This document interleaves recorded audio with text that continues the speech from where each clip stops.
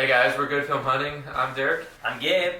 And today we're going to rank all the Nolan films, 9 to 1. What's our favorites? Yeah. For you guys who don't know Christopher Nolan, he's probably... What the heck have you been doing? What have you been doing? Living on a rock? Yeah. But he's the biggest director commercially by blockbuster standpoints, and one of the biggest critically acclaimed directors of the last 10 years. And he's not one of our favorites, but we decided to make a video tribute to him because he's still great, and we want to talk about his movies rank. And at number 9, we have Following. So Following is Christopher Nolan's first movie as a director. It's an independent movie, so there's not a whole lot of... Not a big budget movie. It's only an hour and 9 minutes. But it feels so much longer. It feels forever. And the story's kind of dry until the last 20 minutes, frankly. But still check it out. Still interesting. It's cool to see Nolan really early in his career. As a baby. It's baby Nolan, making his first big movie. You can see, the Nolan qualities. Exactly. And it doesn't scream him. Fair warning, it's in black and white. So that turns a lot of people off. If you're not into that, you probably won't get through it. Yeah. We barely got through it. And we're big movie fans. Yeah. But anyways, we're going to move into the next one, Insomnia. This movie, well, it's just a movie. It's good. It's not amazing. It's above average. I do think it's underrated. I doubt a lot of people have even seen it. I would be mad if you guys didn't.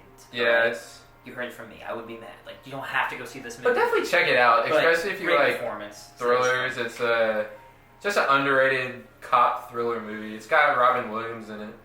Al Pacino. Yeah, and they have great performances. Yeah. So definitely check it out. It's just kind of a mundane plot and a little bit of a boring ending, but it's still a good movie. Yeah. Check it out, but it's not one of his best. This being said, we go up the ladder to overhyped, pretentious movie Christopher Nolan's ever made, and that's Interstellar. Reason why... I know a lot of you are... What the heck? I hate this channel. This is the greatest movie of all time. How could Derek and Gabe be this selfish? Yeah, well, here's why. The freaking bookshelf alone is the biggest BS of any movie I've ever seen. So you're going to tell me this guy goes into a black hole, completely different part of space, and he's seeing his daughter as a little 12-year-old girl, and he's like, Murph, is that you? Like, I love you, and then oh yeah, I have a son. Oh, I also have a son. I love him, I guess. Movie.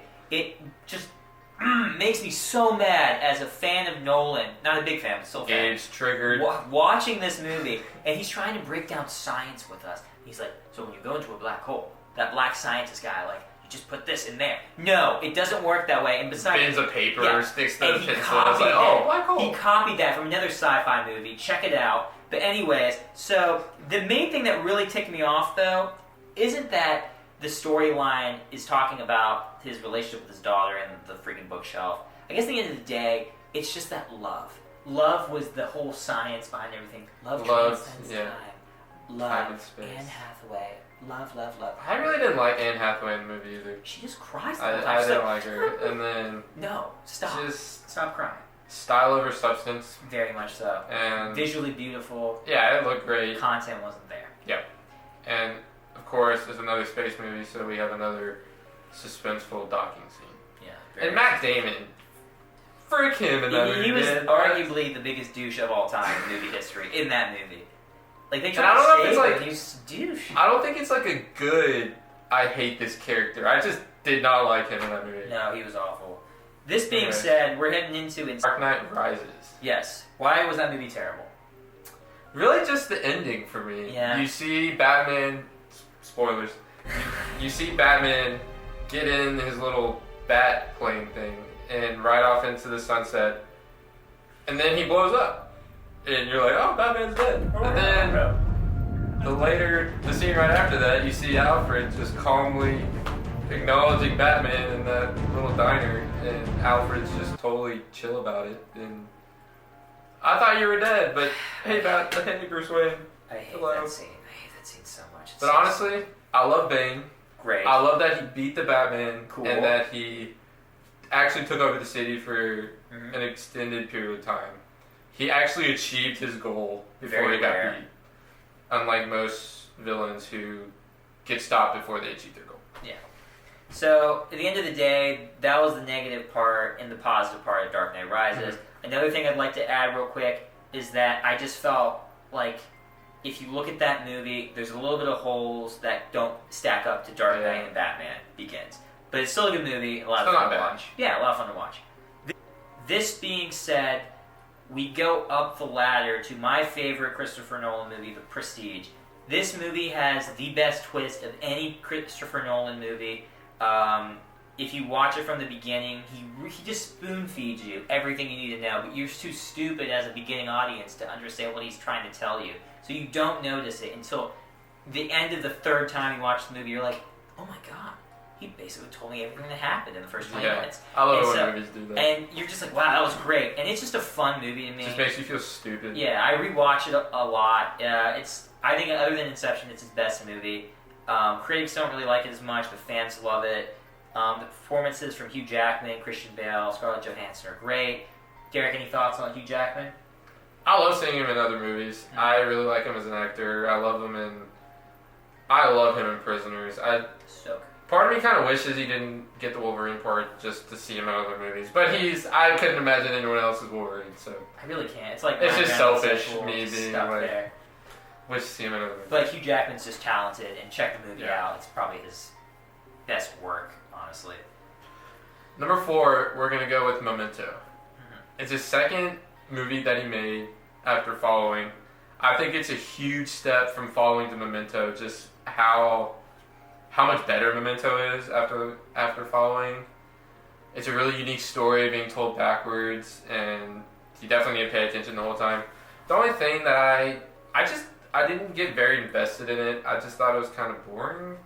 But it's a super unique, classic Nolan movie, and it deserves. I know a lot of people love this movie. Yeah, I think it deserves to be on the list this high because it was his first big movie that got acclaim, and it really is an amazing story. Like, even if you don't like the movie, he really spent a lot of time putting the hours in to make this movie work. Yeah. Like, it's just a great It's just like one stage of his career that he made this movie. Yeah. It's just really impressive. And another thing is, to wrap this movie up, is I couldn't see this movie being on a big budget scale. It's a small indie project at best. And it really worked that for way. it, Number 3, Batman Begins. This movie is, it's his best Batman movie, but no one ever will admit that because everyone loves The Dark Knight so much. But really, this movie sticks true to the comics. It sticks true to Batman. It has a great origin of Batman. It's dark. It's definitely his scariest movie. I love the Scarecrow. Is so cool. Yeah, his gas thing is scary. As a kid, that was really weird to watch that. Oh god, that gave me nightmares for a while. Liam Neeson's great. Our only big complaint is Katie Holmes as Rachel. She's just not a very good actress. That's Tom Cruise's ex-wife, and frankly, Maggie Gyllenhaal took Rachel's acting ability to a whole other level in Dark Knight. But, I mean, the love interest of Bruce and Rachel is kind of unnecessary, to be honest. But, whatevs. This goes into? Number 2 is The Dark Knight. Everyone's seen The Dark Knight, and everyone loves The Dark Knight, so we're not going to sit here for a minute saying how awesome The Dark Knight is. We're just going to say the Joker, one of the best villains of all time. This is the best superhero movie of all time. Yeah. And just everything in this movie works. It's just a well-crafted movie. Our only real critiques of this movie are that without Heath Ledger as Joker, would this movie even be in the realms of, say, the Godfathers of the world, where people are like, oh, this is one of the greatest movies of all time? Or would it just kind of be like an 8 on an IMDb rating? Like a good movie, but without Heath Ledger doesn't elevate it to that point. Another thing we kind of wanted to bring up is that the love triangle, like I mentioned, with Rachel, Harvey, and Bruce, that took a lot of screen time on the movie. And I really don't believe it was that vital. Other than the one choice he makes where he has to save Harvey or Rachel. Obviously he wants Rachel, but the Joker screws with him and he saves Harvey by accident. And so that kind of trickles down the whole effect. But this is going to help us get into number 1, our favorite movie, Inception. So yeah, I mean, this Inception's a movie. Same thing as Dark Knight. Everyone loves it. Yeah, there's nothing. Y'all know why it's awesome. But it's a top 5 movie of all time for me. I love this movie. It's super rewatchable. The cast is awesome.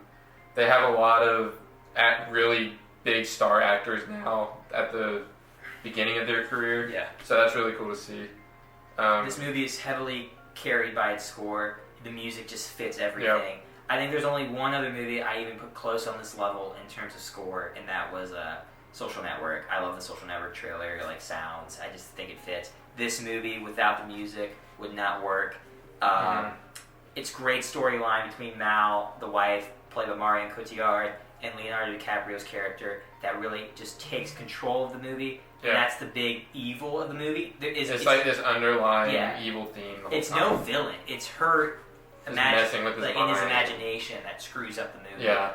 And frankly, the only complaint we have is something Derek brought up, where he said that it could be more interesting with the dream scenarios. Yeah, it's just with someone as creative as Christopher Nolan, I just would like to have seen more creative dream sets, and because you have a city, then you have a hotel, then you have a death ski resort place. I don't really know how to label that. I think the ski resort was the coolest only because they had like freaking jet skis.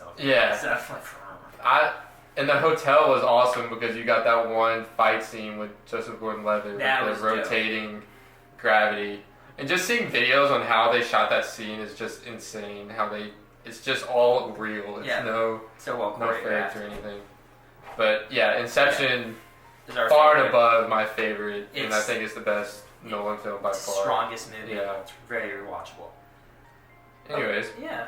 Okay, guys. Well, I mean, we're done here at Good Film Hunting talking about Nolan's movies ranked. Like we said, he's really not even in our top 3 directors, but he's so influential, and he's one of the only guys. He's so prevalent today. Yeah, he keeps everyone original loves him. stories, and Derek and I actually like original stories. I know that's tough to believe because we have another Beauty and the Beast movie that came out as a remake, which we didn't need. I'm sure it was good, don't get me wrong, but still. Just in a world of remakes and sequels and prequels, he kept it original for all the time. He keeps it real. And we just wanted to give him tribute to that, so this was a fun video to make. If you guys like the video, like it, comment, subscribe, tell us what we did wrong or right. As always, how do you like them apples? there you go.